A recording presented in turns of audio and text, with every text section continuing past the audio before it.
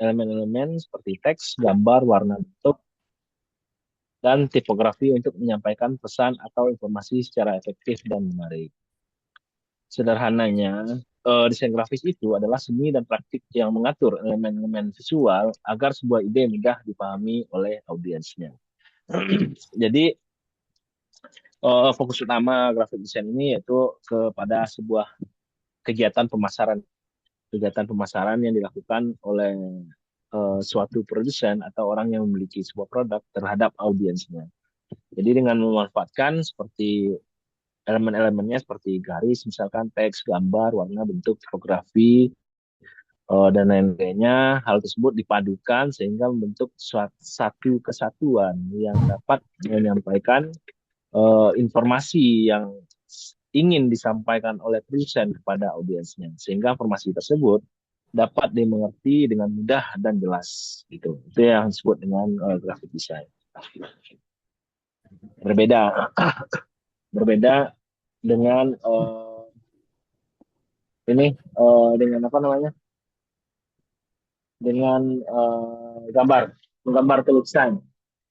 Berbeda dengan menggambar atau melukis. Itu gambar inilah ya ibaratnya. Seni murni lah. Itu berbeda. Kalau graphic design ini tujuannya dia bertujuan untuk promosi atau menyampaikan suatu ide ataupun informasi terkait produknya kepada audiensnya. Sedangkan seni murni itu atau art atau melukis misalkan itu adalah suatu bentuk dari ekspresi diri, satu bentuk dari ekspresi diri seseorang gitu. Jadi ekspresi dirinya digambarkanlah kepada sebuah seni. Itu seni bisa seni lukis, seni musik, dan seni-seni lain sebagainya. Yang disebut dengan seni murni. Jadi elemen-elemen dalam grafik desain ini, yang pertama ada garis, itu untuk membentuk mengarahkan pandangan atau memberi pemisah di antara objek-objek yang ada. Gitu. Jadi garis ini tidak hanya garis lurus, bisa garis melengkung, bisa tidak beraturan, dan lain-lain sebagainya. Selanjutnya ada bentuk. Bentuk yaitu ada lingkaran, kotak, dan untuk memberi struktur visual terhadap desain yang kita buat tersebut.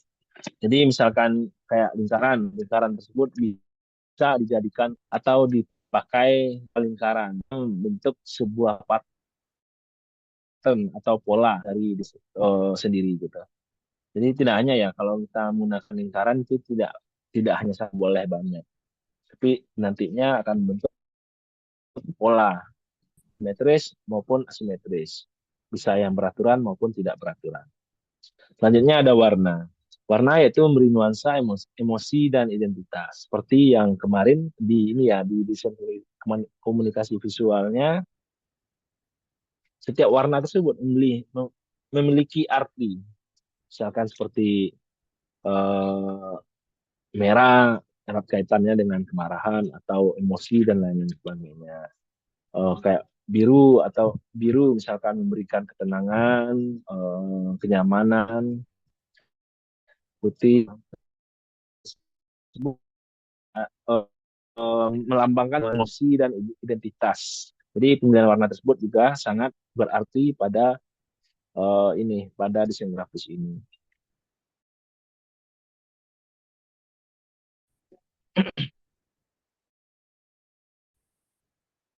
Tipografi ini bisa gini, tipografi yang kali ini bikin ini yang desainer benar tipografi itu sudah banyak. Itu juga bisa untuk diperjualbelikan nantinya. Jadi juga membuka sebuah aplikasi atau website dengan kata lain, bagaimana elemen visual, warna, tipografi, ikon, tata letak, dan sebagainya ditangkap oleh indera pengguna dan memengaruhi kesan pertama serta kenyamanan mereka saat menggunakan produk. Jadi, persepsi seorang pengguna tersebut tidak dari desainnya, dari desain user interface tersebut. mana bagaimana hal tersebut sangat eh, sih pada saat menggunakan aplikasi atau website kita. Jadi elemen visual terhadap UI-nya sangat sangat mempengaruhi. Mungkin dari ada aplikasi yang menggunakan warna yang tidak sesuai ya, yang tidak bagus misalkan. Jadi visual si pengguna tersebut akan terganggu dengan warna tersebut. Baik baik begitu juga dengan penggunaan fontnya, penggunaan icon ataupun tata letak dan lain sebagainya. Jadi itu sangat mengaruh. Oke, selanjutnya jenis persepsinya terhadap UI itu ada yang positif dan juga ada yang negatif. Yang positif, UI tersebut penggunanya akan beranggapan bahwa UI itu terlihat modern, rapi, mudah dipahami dan membuat pengguna betah. Inilah nantinya yang akan kita kejar dalam pada saat membuat UI dari sebuah aplikasi atau yang lain sebagainya. Yang harus kita hindari yaitu persepsi negatif, yaitu UI-nya yang berantakan, warna yang terlalu ramai, teks sulit dibaca, dan membuat pengguna pusing atau frustasi. Itu harus kita hindari dalam saat merancang UI. Oke, selanjutnya dampaknya, dampak persepsi dari UI tersebut.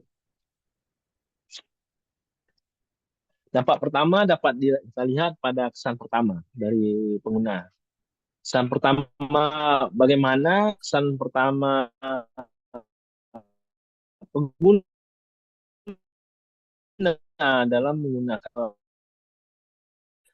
baik, maka akan serius misalkan citra yang jujur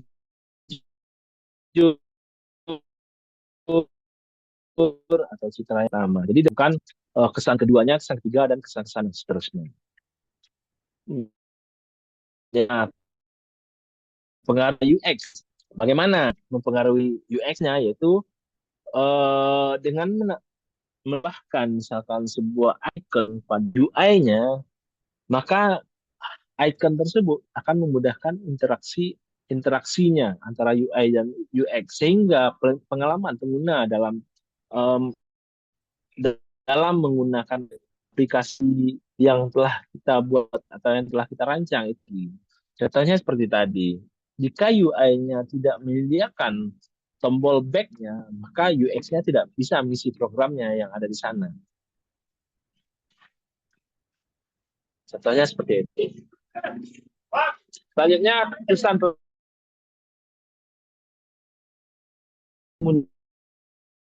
Nah, UI langkah kita harus belanja nih di sebuah toko, itu untuk check out aja dia melakukan bisa jadi 10 langkah, 11 langkah atau lain-lain sebagainya.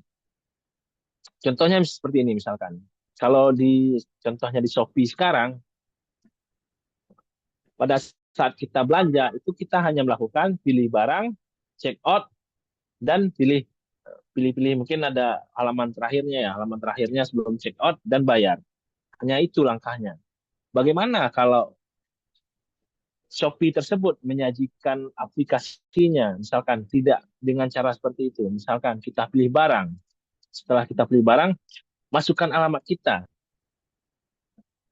Masukkan alamat kita, ya kalau di Shopee sekarang alamatnya sudah di-save kan. Kalau misalkan kita harus memasukkan alamat setiap kita membeli barang, baru ke tahap-tahap selanjutnya. Mungkin orang akan meninggalkan Shopee tersebut, mungkin akan beralih ke aplikasi yang lain.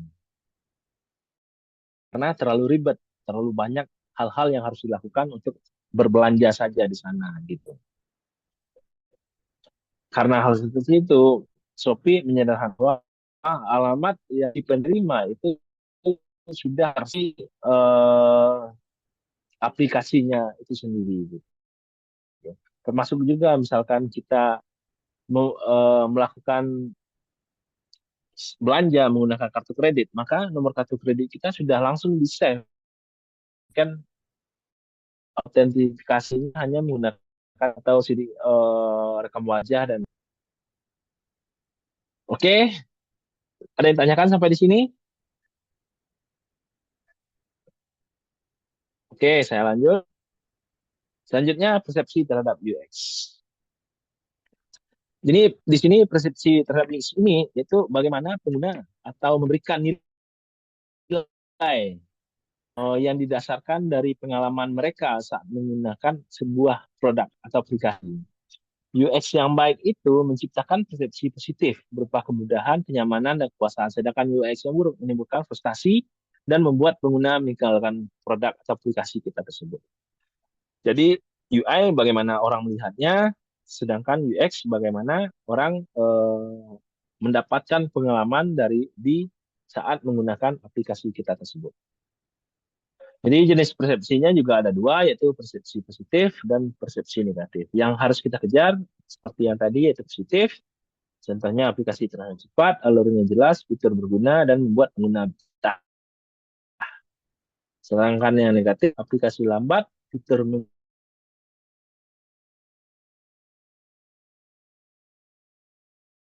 mengakibatkan pengguna mengisi yang lain yang tujuannya dengan aplikasi kita. Dampak UX tersebut yaitu yang pertama retensi. Nah, UX yang baik itu guna ingin jadi uh, UI yang baik itu akan membantu antara pengguna dengan aplikasi kita. Contohnya aja sekarang mungkin jalur ini aplikasi aplikasi streaming itu banyak ya, kayak kita menggunakan untuk jual beli, mungkin memanfaatkan media sosial. Kenapa Facebook tidak? Gitu. Mungkin karena terlalu ini ya, terlalu jadul, tidak diperbarui dan lain sebagainya. Sehingga orang lebih beralih kepada TikTok. Begitupun dengan Instagram. Instagram pun mungkin tidak begitu banyak diperbarui. Karena hal tersebut orang memilih TikTok daripada Facebook dan Instagram. Karena hal tersebut, Shopee mengambil langkah, mungkin pada saat dahulunya dia tidak ada fitur live-nya, dan pada saat sekarang ini dia telah menciptakan fitur live untuk menandingi hal tersebut. Jadi dia tidak mau ketinggalan dengan kompetitornya. Itulah yang pada saat sekarang ini, saat kita belum maunya secara live, mungkin kita akan lebih memilih TikTok daripada Shopee dan sebagainya. Karena dia namanya dari hal tersebut sudah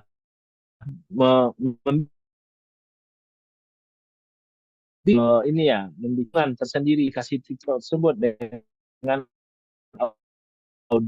pada saat orang berbelanja, orang akan lebih memilih TikTok daripada sebagainya.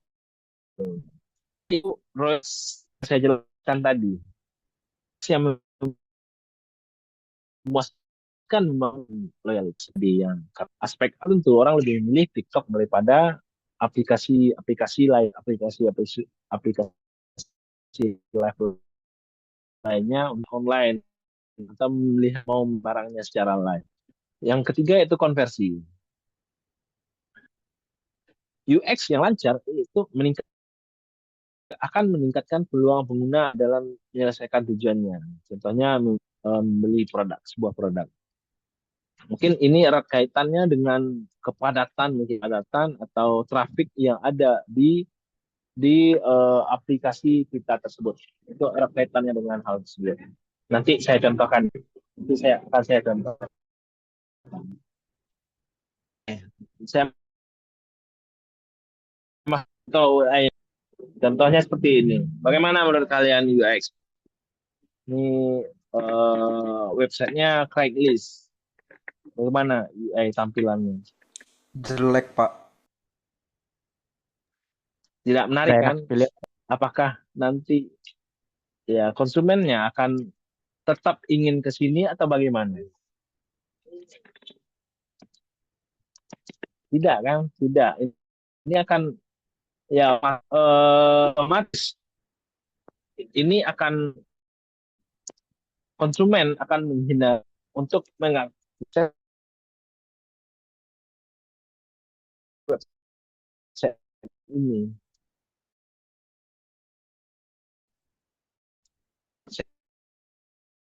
Tidak bagus.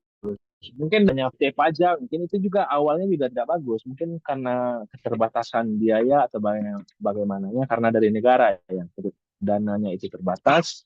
Jadi dia membuat UI-nya itu tidak bagus, tapi lama-kelamaan dia terus mengupgrade UI-nya sehingga UI-nya tersebut menarik untuk dilihat. Banyak, termasuk dengan BPJS dulunya juga tidak bagus. Lama kelamaan dia melakukan upgrading atau maintenance, dia akan lebih menarik dari UI sebelumnya. Yang ini track ini udah dari dulu sampai sekarang masih belum ada ininya. Apa namanya? Peningkatan dari UI. Dari dulu sampai sekarang masih seperti ini aja. Oke, ini salah satu contohnya yang tidak menarik. Yang menariknya saya rasa kalian sudah sering lihat, jadi saya tidak menampilkan contohnya. Selanjutnya, UI yang tidak menarik. Kalau menurut saya di Shopee. UX-nya tidak menarik di Shopee. UI-nya tidak bagus ya. Karena Shopee itu terlalu padat. Terlalu padat. Contohnya, contohnya aja nih. Kenapa komputer, aksesoris, handphone, dan lain sebagainya itu tidak dimasukkan aja ke dalam elektronik? Kenapa harus dipisah sesuatu? Padahal kan itu termasuk ke dalam rumpun elektronik. Jadi akhirnya terlalu padat. Jadi apalagi ke di menggunakan handphone. Apakah pernah? Apakah ada yang pernah merasakan hal seperti itu? Bakal bahkan nanti kalau kita paksakan dia bisa crash, aplikasi tidak menanggapi. Ada yang pernah merasakan? Itu tidak bagus. Apalagi sekarang fiturnya pada saat kita mungkin kita ngaksesnya di mobile ya, pada saat kita membuka aplikasi aja, fitur live-nya langsung keluar.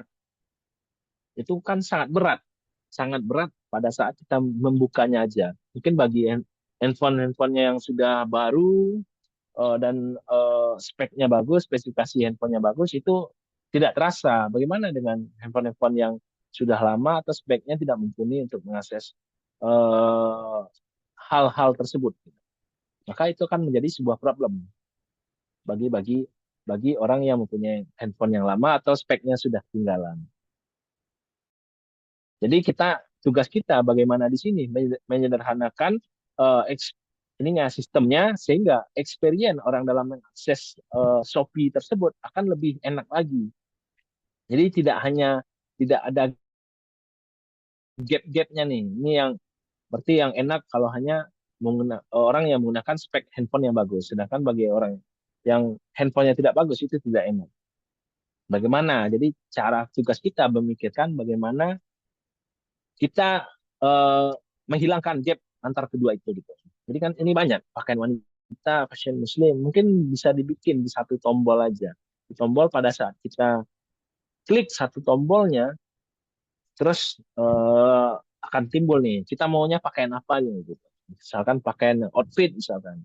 Udah, yang termasuk ke dalam rumpun outfit itu dimasukkan semuanya ke dalam itu. Itu kalau menurut saya ya, menurut saya pribadi. Termasuk dengan mungkin experience-nya di diskon. Di diskonnya juga terlalu rumit, banyak pembagiannya dan lain-lain sebagainya di diskonnya. Ada yang harus Shopee Pay, ada yang harus menggunakan bank ini, ada yang itu, ada yang banyak pembagiannya. Jadi seakan-akan hal tersebut juga menjadi sebuah ini ya, sebuah pemaksaan. Misalkan dia kan bank apa nih ya, lupa. Si bank ya, si bank. Jadi jika kita menggunakan si bank maka akan diberikan diskon yang besar daripada pengguna yang lain. Hal tersebut bagus untuk dia, tapi mungkin bagi orang untuk ingin diskon yang gede, dia juga harus membuka tabungan si bank misalkan. Itu. Jadi akan lebih baik jika diskon tersebut disamaratakan. Mungkin bagi dia bagus, teknik promosinya seperti itu. Bagi dia. Tapi di segi pemasarannya bagus, tapi di segi experience-nya kurang bagus. Itu maksud saya. Oke, di ini sudah ada ininya, studinya, sudah ada yang diteliti. Jadi bisa terlalu padat dan bahkan lag pada aplikasi. Jadi pengguna voucher karena terlalu banyak syarat dan kondisi sehingga memperlambat proses checkout. Itu yang saya jelaskan yang tadi yang saya jelaskan. Sampai di sini ada yang tanyakan?